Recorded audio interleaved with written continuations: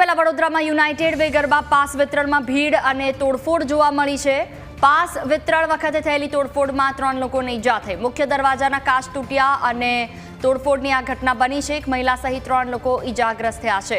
108 મારફતે સારવાર અર્થે ખસેડવામાં આવ્યા। વહેલી સવારથી લાઇનમાં ઊભા રહેલા ખેલૈયાઓ કલાકો સુધી રાહ જોઈ। પાસ વિતરણ માટે એક જ મશીન હોવાથી લોકોને અવ્યવસ્થા થઈ। અલકાપુરી ક્લબ ખાતે પાસ વિતરણનું આયોજન કરવામાં આવ્યું હતું। બેકાબુ થયેલી ભીડને કાબુ કરવા પોલીસ ઘટના સ્થળ પર પહોંચી। વધુ માહિતી સાથે સંવાદદાતા પ્રશાંત ફોન લાઈન પર જોડાયા છે। જી પ્રશાંત, યુનાઇટેડ વેના ગરબા માટે પાસ વિતરણની શરૂઆત કરવામાં આવી અને લોકોની ભીડ સાથે જ 3 મહિલાઓ ઈજાગ્રસ્ત થવાના સમાચાર। શું સ્થિતિ છે હાલમાં ત્યાં? જી બિલકુલથી વડોદરા શહેરના નામાંકિત ગરબા છે યુનાઇટેડ વે, તે હર હંમેશ વિવાદમાં રહેતા હોય છે। આ વખતે નવરાત્રી પહેલા જ જ્યારે પાસ વિતરણની વાત આવતી હોય તો ઓનલાઈન પાસ રજીસ્ટ્રેશન કરાવવાના હતા। હજારો ખેલૈયાઓ દ્વારા મોંઘા પૈસા ખર્ચી અને પાસ રજીસ્ટ્રેશન કરાવ્યું હતું અને એની સાથે કુરિયર ચાર્જ પણ વસૂલ કરવામાં આવે છે, કેમ કે આ જે પાસ તૈયાર થાય છે ખેલૈયાઓના, એ પાસ તૈયાર કરીને ખેલૈયાઓ સુધી એમના ઘર સુધી પહોંચાડવામાં આવતા હોય છે। પરંતુ કંઈ ને કંઈ મેનેજમેન્ટ તંત્રની નિષ્કાળજીના લીધે હજારોની સંખ્યામાં જે ખેલૈયાઓ છે તેમને પાસ મળ્યા ના હોવાના કારણે આજે તે તમામ ખેલૈયાઓને પાસ લેવા માટે અલકાપુરી ક્લબ ખાતે બોલાવ્યા હતા। પરંતુ મેનેજમેન્ટની યોજનાઓ યોગ્ય ના હોવાના કારણે અફરાતફરીનો માહોલ સર્જાયો હતો, જેમાં હજારોની સંખ્યામાં ટોળા અહીંયા પાસ લેવા માટે ઉમટી પડતા ધક્કામુક્કી થઈ હતી અને દિવાલના કાચ તૂટી જવાના કારણે એક સિક્યુરિટી, એક મહિલા અને એક યુવક ઇજાગ્રસ્ત થયો હતો, જેને સારવાર અર્થે 108 દ્વારા હોસ્પિટલ ખસેડવામાં આવ્યો હતો।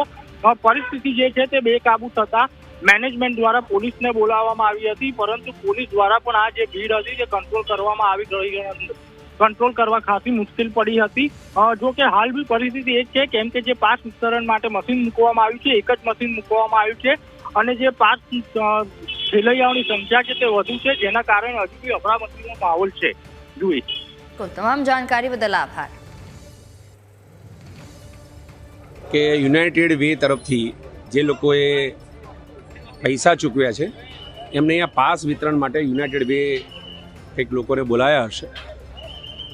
અહીંયા મોટી સંખ્યામાં લોકો પાસ લેવા આવી ગયા, પરંતુ પાસ આપી શકાય એવી સ્થિતિ આટલી મોટી સંખ્યામાં એમની પાસે ન હોય, એટલે એમણે ઓનલાઈન લોકોને જાણ કરી રહેલ છે SMS અને મેલ દ્વારા કે એમનો જે QR કોડ છે એ QR કોડથી જ એમને 9 દિવસ એન્ટ્રી આપવામાં આવશે અને આ મતલબે તેઓ ઇન્ડિવિજ્યુઅલી SMSથી અને મેલથી એમને જાણ કરી છે। એ લોકો વ્યવસ્થા ગોઠવી રહ્યા છે। હાલ પ્રાથમિક માહિતી એમણે એટલી આપી છે કે અમે એમને જ મેસેજ આપી રહ્યા છે SMSથી અને મેલથી, અને QR કોડના માધ્યમથી એમને એન્ટ્રી મળશે એવું એમણે મેસેજ આપ્યું। ના, એવું કંઈ છે નહીં, કોઈને વાગ્યું નથી, કોઈ તોડફોડ। આ તો નાની જગ્યા છે ને લોકો મોટી સંખ્યામાં એકત્રિત થયા છે એટલું।